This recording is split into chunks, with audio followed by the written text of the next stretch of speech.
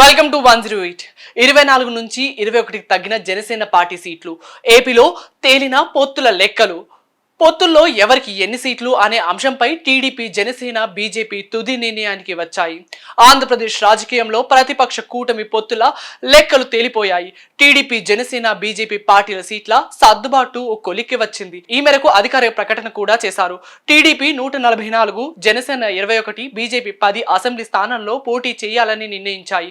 లోక్సభ స్థానాల్లో TDP 17, BJP 6, Janasena 2 చోట్ల పోటీ చేస్తాయి. ఉండవల్లిలోని టీడీపీ అధినేత చంద్రబాబు నివాసంలో 8 గంటలకు పైగా 3 పార్టీల అగ్రనేతల మధ్య సుదీర్ఘంగా జరిగిన చర్చలో ఏ పార్టీ ఎన్ని స్థానాల్లో ఏ సీట్లలో పోటీ చేయాలన్న అంశంపై తుది నిర్ణయానికి వచ్చారు.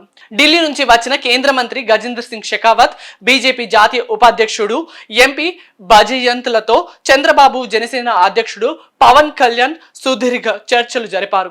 సీట్ల సర్దుబాటుపై మొత్తం చర్చలు ఢిల్లీ నుంచి వచ్చిన బీజేపీ సీనియర్ నాయకులే పూర్తి చేశారు. వారి దగ్గరున్న సమాచారంతో మిత్రపక్షం నేతలతో చర్చించి ఖరారు చేశారు.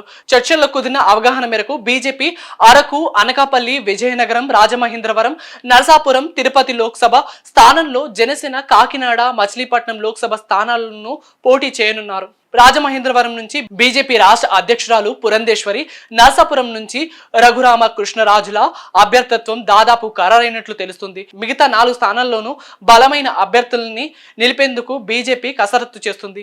బీజేపీ మంగళవారం ప్రకటించే 2వ విడత లోక్సభ అభ్యర్థుల జాబితాలో ఆంధ్రప్రదేశ్ కు సంబంధించిన ఒకరిద్దరి పేర్లు ఉండొచ్చని భావిస్తున్నారు. అసెంబ్లీ సీట్ల విషయానికి వస్తే ధర్మవరం, జమ్మలమడుగు, బద్వేలు, కైకలూరు, విశాఖ ఉత్తరం, పాడేరుతో పాటు మరో 4 స్థానాల్లో పోటీ చేసే అవకాశం ఉంది. టీడీపీ అభ్యర్థుల 2వ జాబితాను ఈ నెల 14న ప్రకటించనుంది. అదే రోజు లోక్సభ అభ్యర్థులను కూడా ప్రకటించే అవకాశం ఉంది. మొత్తం అభ్యర్థుల్ని ప్రకటిస్తుందా, 3వ జాబితా కూడా ఉంటుందా అన్న అంశంపై క్లారిటీ రావాల్సి ఉంది.